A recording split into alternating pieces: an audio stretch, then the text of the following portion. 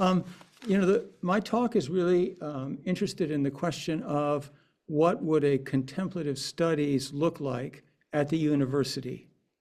This is a movement now in higher education to create programs or even eventually departments in contemplative studies. And this seems like a really promising direction for the university to go. But I actually think, and I actually support it, so please don't get the wrong impression from what I'm going to say. I think it's very important as this gets off the ground, as contemplative studies perhaps find a place in the university, that they find a certain place in the university and not other places that would not be so advantageous for contemplative studies or for the people who take their courses. I hope that makes some sense. So, right now, if people want to meditate, they meditate pretty much outside the context of the university. They meditate in Zen centers or Vipassana centers. And what's happening now is that enterprise, meditation practice and contemplation generally is coming into the university and possibly finding a home. And so I want to consider the problems that could arise from that. So anyway, let me go ahead and I have a preamble I'm just going to read through, and then I'm going to use the share screen to call attention to some texts I want to discuss at some length. Okay, so the appropriation of mindfulness by corporate America should make universities think carefully as they develop programs in contemplative studies. Although the academy, the university, remains the most progressive sector of our society, one that survived and even flourished during the so-called culture wars, universities are not immune to political pressure and economic co-optation. At the same time that the humanities continue their unprecedented decline in the United States, academic leaders, increasingly persuaded by a managerialist ideology, have turned to the, quote, contemplative sciences as one way of filling the void.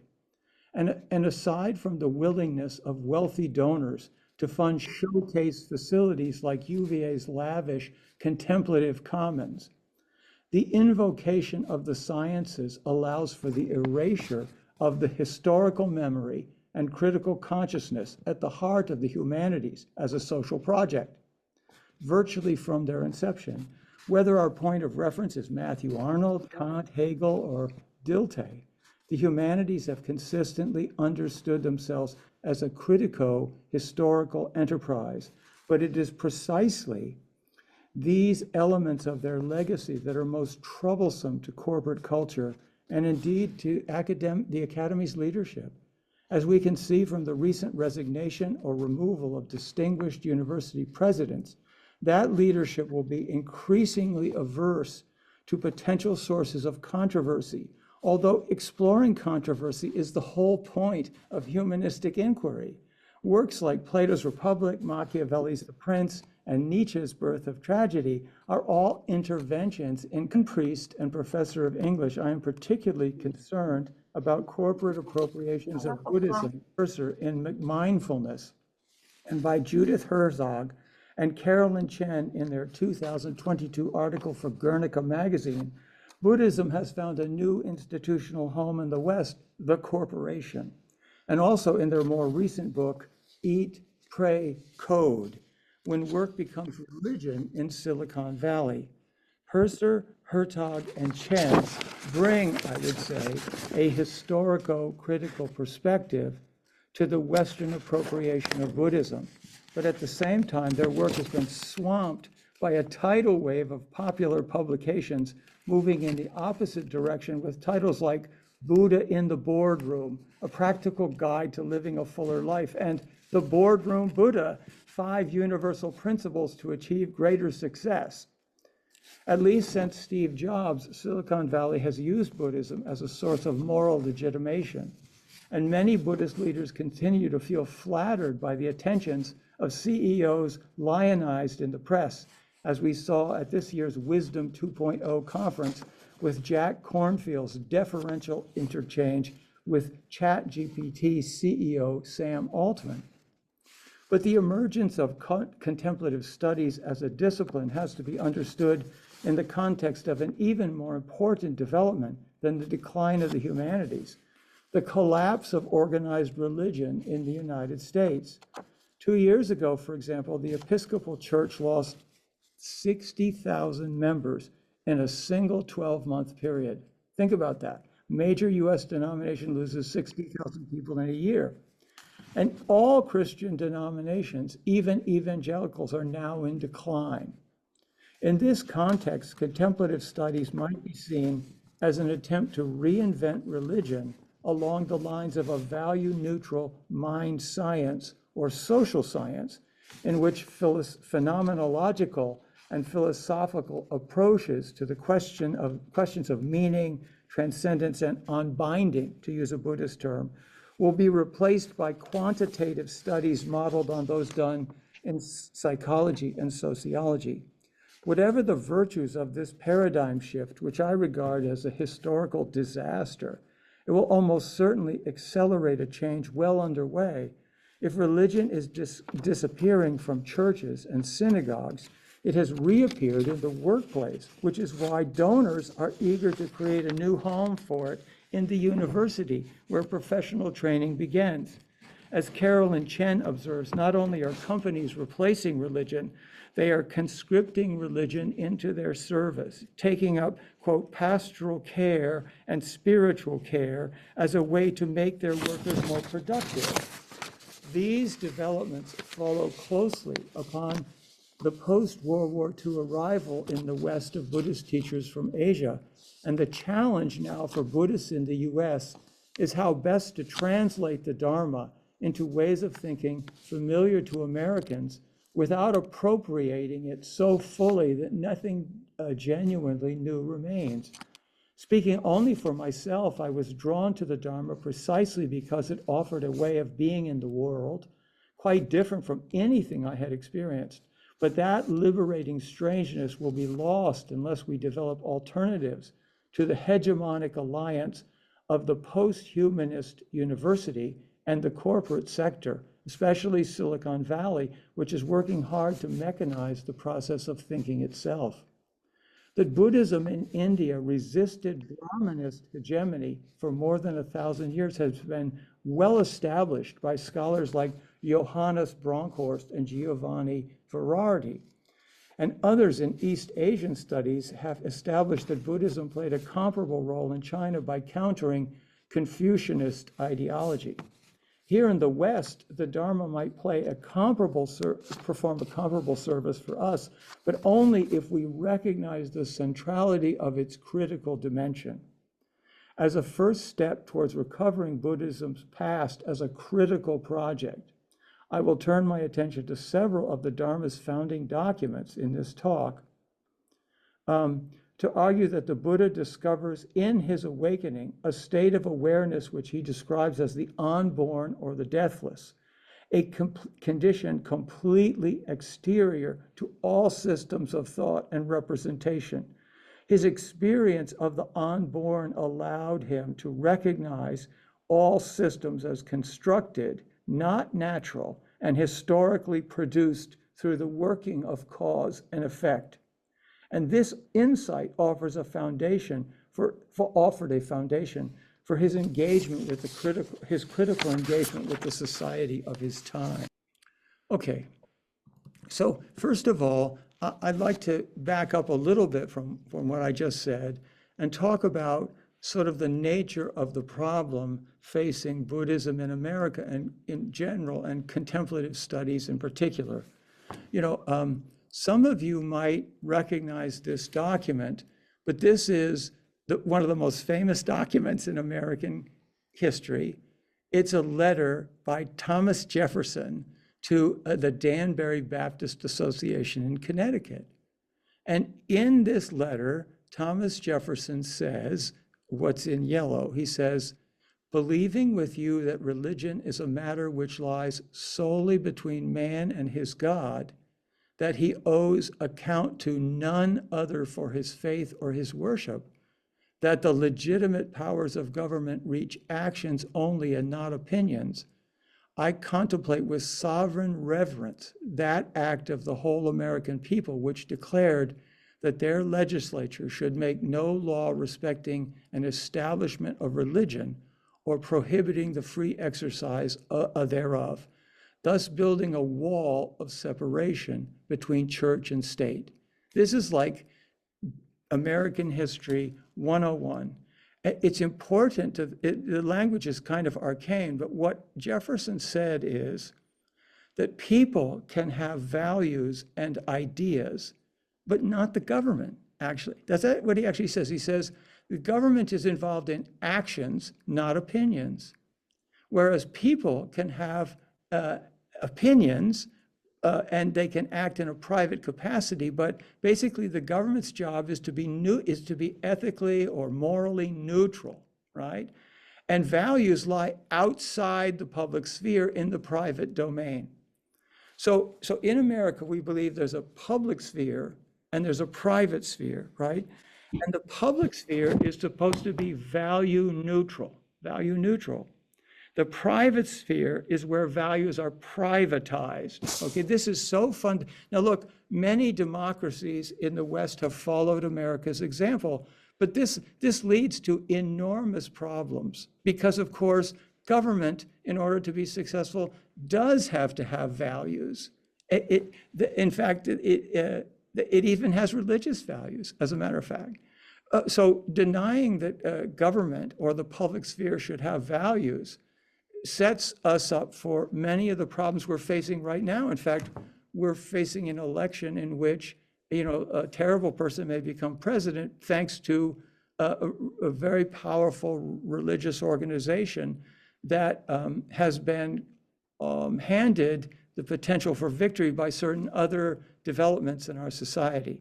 So at any rate, just hold in your mind the idea that we believe that a government should be neutral. It should be a neutral arbiter of human affairs, of its citizens' affairs, whereas values belong to the public sphere. That idea that values should be in the private sphere, and the public sphere should be value neutral, has set the stage for something that's happening right now. I don't know if any of you have heard of this wonderful book by Wendy Brown called Undoing the Demos. And, Undoing the Demos is this discussion of the way that the value neutrality of the public sphere and government has allowed for the takeover of the government by business interests, basically. She says that, what's called neoliberalism or global capitalism has taken over the political life of the United States by saying, we are value neutral. Economics is a science. It's not a value system. Economists get the Nobel Prize just like chemists and just like, in other words, the economic system is real. It's not in the realm of values. It's not in the realm of religion. It's based on science and logic and reason.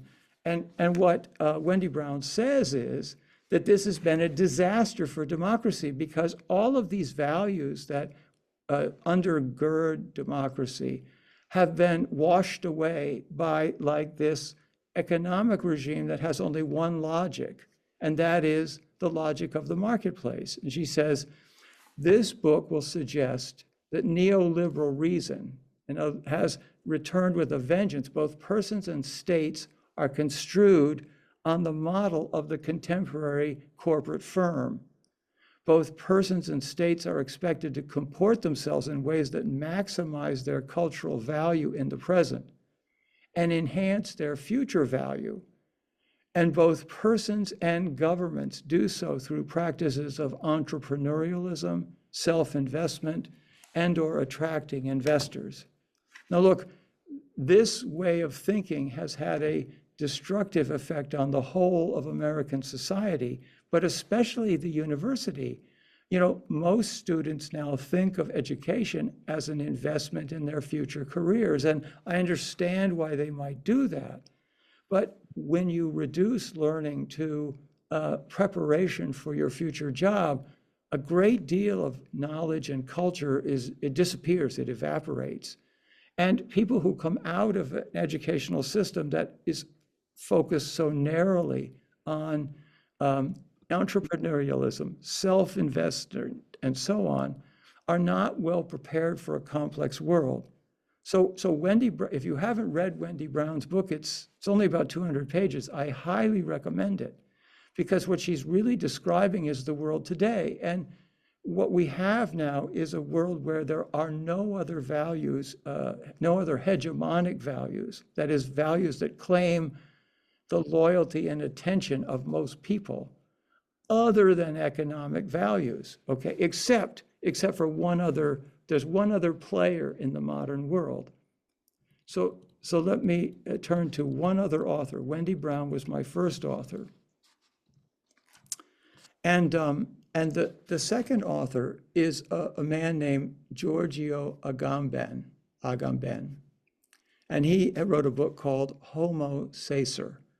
And Agamben is a super genius, I would say. He's really a brilliant, his understanding of modern life complements Wendy Brown's, because he says that, yes, the corporate world has taken over our reality, but there's one other way of thinking that has taken over our reality. This passage is a little complicated, so I will read it and then I'll try to explain. He's notoriously difficult, so please forgive me. He's talking about ancient democracy in Greece, and he says Aristotle believed that that human life was not just natural life. It wasn't just the life of our existence. It wasn't just our existence as animals. He said Aristotle believed that humans created a world of culture and ideas and values that were actually transcendent or separate from our mere existence as, beings that must eat and sleep and defecate and so on. So Aristotle says, basically the essence of the human being is the ability to create values and a cultural system, that brings all of these capacities into existence, right? All your imagination, creativity, love, all of this Aristotle sees as cultural values, right? Now, Agamben says that what happens in the modern world is that we don't believe those values are real anymore. We don't believe in those values. We believe that only, he's a little different from Brown. Brown says we believe only capitalism is real. But Agamben says something else. He says we believe only science is real, or actually what he would call, we could call biologism. So look, you may remember some of you who are my age may remember there was a book called by Richard Dawkins called The Selfish Gene. And Richard Dawkins says, humans have all these values, but these values are utterly irrelevant. It's all about our genes reproducing themselves. See, so Dawkins is really picking up on some ideas from Darwin. Darwin did use the phrase survival of the fittest. He did. He talked about a struggle for existence. So Darwin basically says the natural world doesn't have human values. It's a struggle for existence. It's a world ruled by the principle of the survival of the fittest. See, so, I like Darwin myself, but if you try to make those values the central values of your society, if you say, yes, human imagination, love, all of that's bullshit. The only real thing is our biological existence, finding a mate, reproducing, getting enough calories, so on and so on. life is a struggle. It's based on competition. These are all Darwinian ideas, basically. If you take these ideas and you put them at the center of your culture, Agamben says, what you're going to get is Nazi Germany and the concentration camps. So look, I'm disturbed when Buddhist teachers fly out to Silicon Valley and give talks on meditation so you can be more efficient in your job. I think that is an appropriation of Buddhism by capitalism. But I'm also worried about people like Richard, what's his name, Richard Davidson, the guy who does brain waves, MRIs of the brain and so on.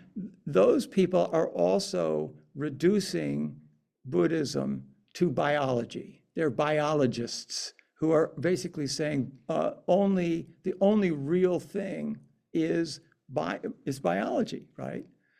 So basically in this passage, Agamben's point is that Aristotle thought that ideas made us human. And we in the modern world, after Darwin and a number of other thinkers that he discusses, we think human values are bullshit. They're just an alibi. The only thing that matters is our existence as animals. Actually, and he calls this bare life. It's just our animal existence, our ability to survive as bare life that matters now. And he says this leads directly to Hitler and it leads to the concentration camp. And he says the concentration camp is the logical extension of biologism, you could say. So this idea that the human is fundamentally an animal and we should look to Darwin for and other thinkers of his kind for our basic values, he says don't do this. But Buddhism is being drawn into capitalism. It's being seduced by capitalism. There are these books on Buddha in the boardroom, and it's also being seduced by scientism. It's also being, look, the mind is not, from a Buddhist standpoint, the mind is not in the brain. The mind is not in the brain. The brain is an idea in the mind. So when you read people like Vasubandhu, right, or you read other, say, Yogacara thinkers, they think all of this, all of these ideas, all of these things exist. It's fundamentally mind. So the biologist or the biologist way of thinking is that no, mind happens in the brain, but that is not the conventional Buddhist perspective. And my view is that when we begin to go down that road, we're reducing Buddhism, we're allowing it to be co-opted, just as we're allowing it to be appropriated or co-opted by capitalism. We're allowing it to be co-opted by biologism. And I share Agamben's concerns about where all this is headed. So, I think that Wendy Brown and Giorgio Agamben have the best understanding of the modern world. I think they both see how our culture at this time is destroying what you could call humanistic tradition, and that would include, to my mind, Buddhism, right? And replacing it with something else. I just briefly want to note one other thing. The most powerful religious force in the United States today is Christian dominionism, which is a huge supporter of Donald Trump. Once you take all human values out of our daily lives and you replace them with economic values, or you replace them with scientism, you replace them with biologism, you create a moral vacuum.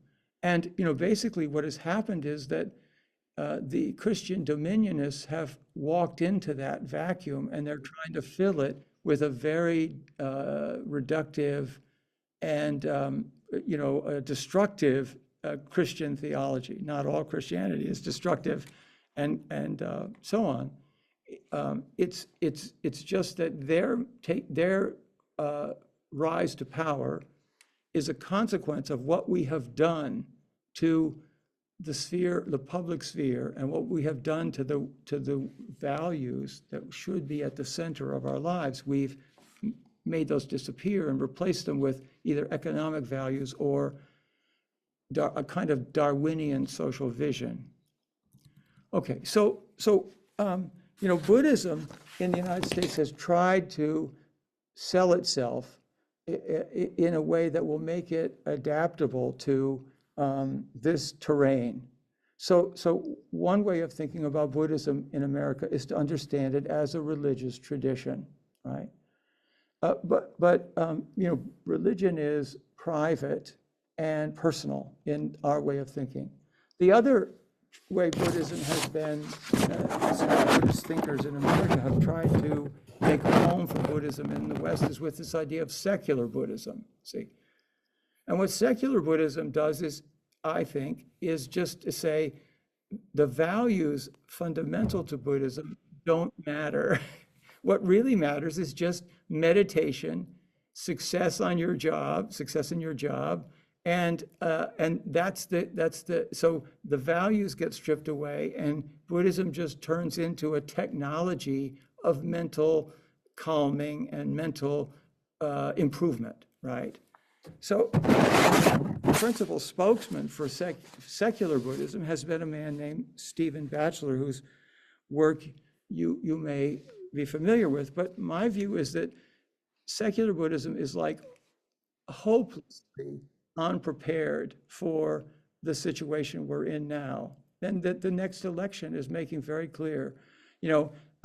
Secular Buddhism in a way is perfect for Silicon Valley because they can just throw out all the fundamental values of Buddhism and reduce it to a technology of mind control or a technology of mind improvement, right?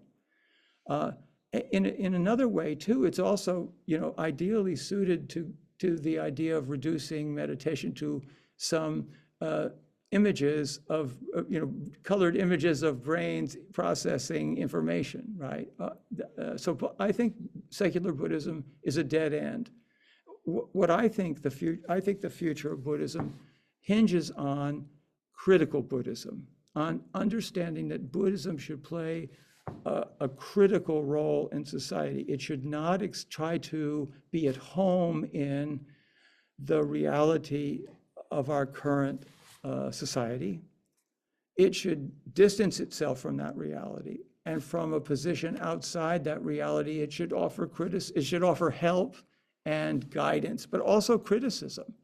So I'm very much in favor of a critical Buddhism, and I know there was a movement called critical Buddhism some time ago that I think we need to reinvent that term. That movement had its own agendas, and I don't share those agendas. But I think Buddhism needs to understand itself as outside the mainstream reality. It doesn't have to be accepted by the mainstream reality, and it should play a critical role in discussing and examining that mainstream reality. And one of my inspirations in making this argument is a French philosopher some of you may be familiar with, which is Michel Foucault.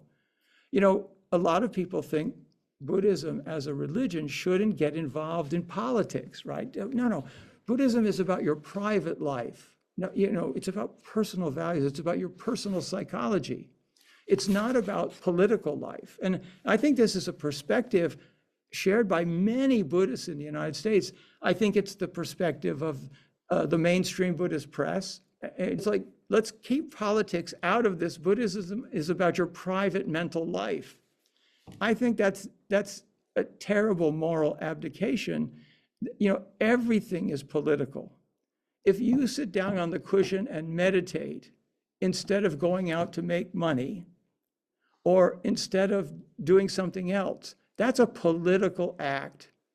The Buddha said there is no fundamental self. That's a political statement. Everything is political. You can't escape the idea that Buddhism and religion in general should stay out of politics is a bourgeois, middle-class bourgeois fantasy that is utterly untenable, and it's already dead in the water because religion is rushing in to fill the public sphere now. I hope don't sound like I'm ranting, but Foucault's right. There's no escaping from politics. There's no escaping. Just sitting on a cushion. The Buddha taught nonviolence. That's a politics. Okay, so finally, I'm going to get to some Buddhism, right? And I won't have time to talk about everything tonight because I've spent so long setting up the context for my argument. But if you haven't read the Mahaparinibbana Sutta, I beg you to read that sutra.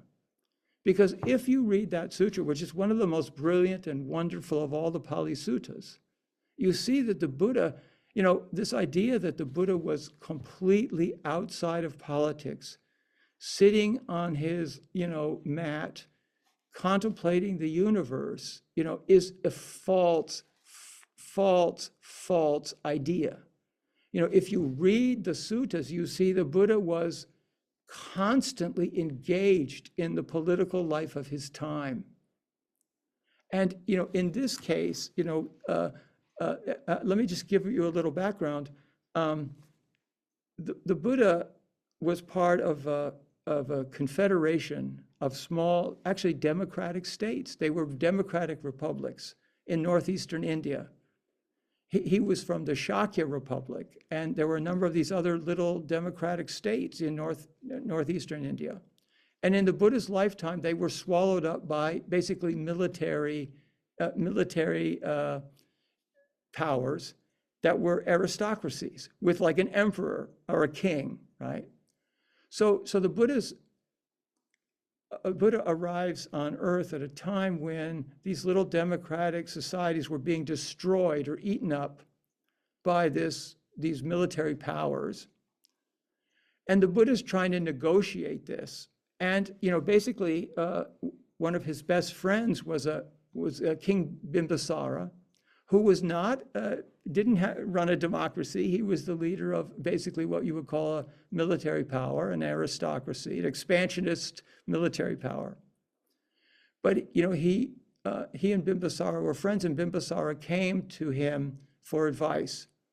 Now, Bimbisara's son, Ajatasattu, actually murdered his father and took over the country. And the Buddha is shown here being the prime minister of Ajatasattu's Magadha, is coming to ask the advice of the Buddha.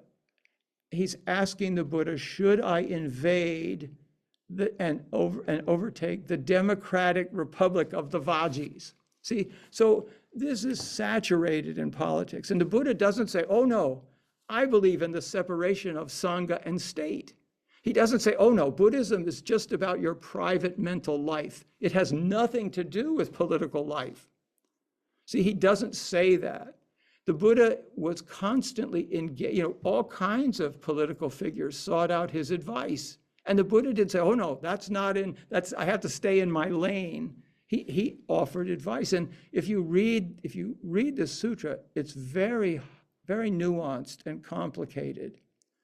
But basically, the Brahmin prime minister, Vasakara, goes to the Buddha on the instruction of King Ajatasattu of Magadha, and he says, His Majesty wants to know if the world honored ones thinks I should invade the Vajis.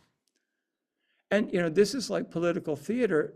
The Buddha doesn't immediately answer. Instead, he turns to Ananda at his left, and he asks Ananda in the hearing of the prime minister, what do you think? Do you think the Vajis would be easy to defeat? And Ananda, he has a little dialogue with Ananda. And what the Buddha says in this dialogue is basically, the Vajis are going to be hard to defeat because they are a democratic society that has a constitution and respects its constitution. They take care of their old people. They take care of the weak and the elderly. So he goes through a description of the Vajis. And every time Ananda says something about the Vajis who have their act together as a society, the Buddha says, so long, Ananda, as this is the case, the growth of the Vajis is to be expected, not their decline. And he says, what have you heard, Ananda? Do the Vajis assemble and disperse peacefully and attend to their affairs in concord, in agreement? I have heard, Lord, that they do. So long, Ananda, as this is the case, the growth of the Vajis is to be expected, not their decline. What have you heard, Ananda? Do the Vajis neither enact new decrees nor abolish existing ones, but proceed in accordance with their ancient constitutions? I have heard, Lord, that they do. So you see, the Buddha is putting on a little show for the prime minister. He's leading the prime minister through a thinking process. And the Buddha is subtly making a case here for the strength of the Vajji's way of life, right? And he's basically sending a message to Ajasattu. You know, these people have their act together. They're coherent. They're moral. You know, they have a tightly organized society based on mutual aid. You will not be able to, you'll have a tough time defeating them. See. So you know, I think that much of the discourse about Buddhism in the modern world is poorly informed by a close reading of really key texts. You know, in the part of this is the problem of Mahayana tradition. You know, in the Mahayana, the Buddha is represented as a universal sort of God figure who commands, you know, planets and so on. That's a projection of later Buddhists, you know. But at this moment in history, you know, the Buddha is making a case here for a particular political order when that political order is in danger. And he's far from refraining. Now, look, the Buddha can't just say, tell Ajatasattu he's a murderous bastard and I hate his guts. That's obviously counterproductive. The Buddha he doesn't have that kind of power. But what he does do is he tries to persuade the prime minister, to persuade Ajasattu not to launch this murderous venture, see.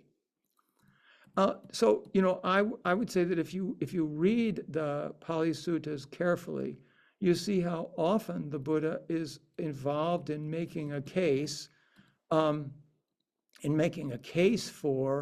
you know, a particular political life, right? And I think it's important to understand something that many scholars in East Asia don't understand. The Sangha is not a non-political institution. The Sangha is a political institution. It's not part of the state because the Buddha didn't want it to be part of the state. You know, when in Christianity, it's pretty clear, even though Jesus died before he managed to carry out his vision, that he had imagined a unified Jewish state. He didn't even understand what Christianity would be. Jesus saw himself as the Mashiach, the person who would bring the end of Roman rule and the restoration of Israel. Okay, so he had in mind a kind of unified sacred state.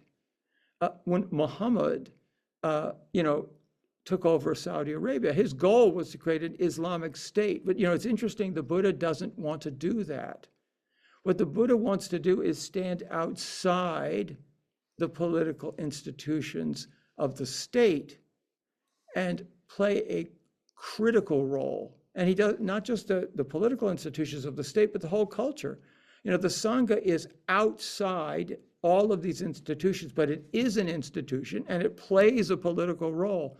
It's not the state, it's separate from the state. The Buddha wanted it to be separate from the state, but he also wanted it to play a critical role.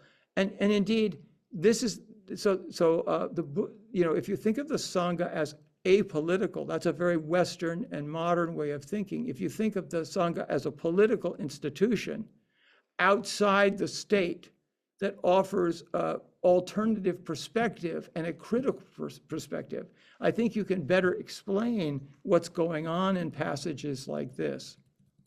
You know, I don't want to, you know, I know the time is short, time is running out, and you've been incredibly patient. This is another sutra called the Samanaphala Sutra. And remember I mentioned that King Ajatasattu killed his father, who was one of the Buddha's best friends. Well, you know, at some point, Ajatasattu, we don't know if he was genuinely contrite or if he just did this for political reasons. But he went to the Buddha and said, you know, I realize I've done a terrible thing, right? And he comes to the Buddha basically for absolution, right? And, you know,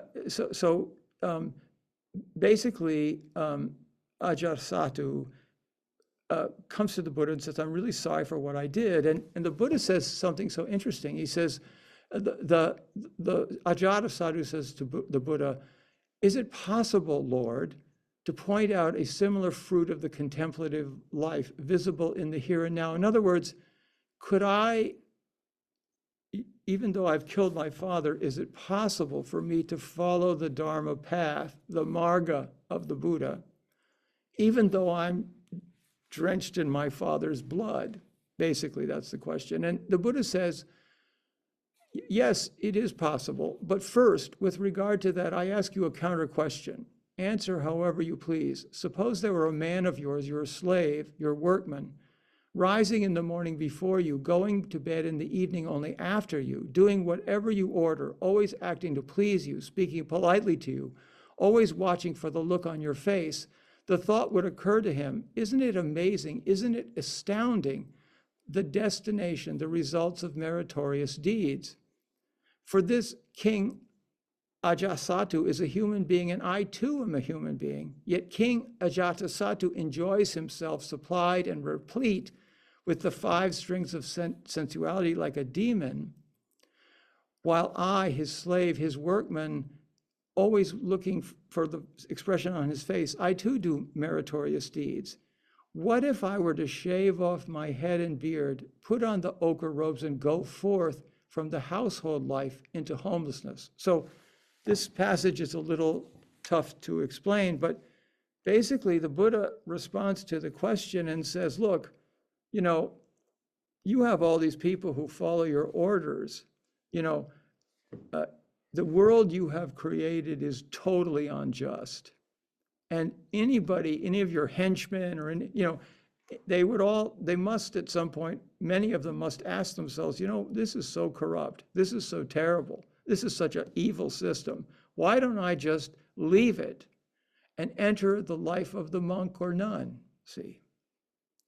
And then, you know, basically when I leave Ajatasattu's reality and I become a member of the Sangha, I'm liberated from his horrible karmic deeds, right? And I can pursue enlightenment and peace. And, you know, so after some time, he shaves off his head, he shaves his hair. Basically, what this passage does is to say, you know, Ajatasattu, your world is a terrible hell realm.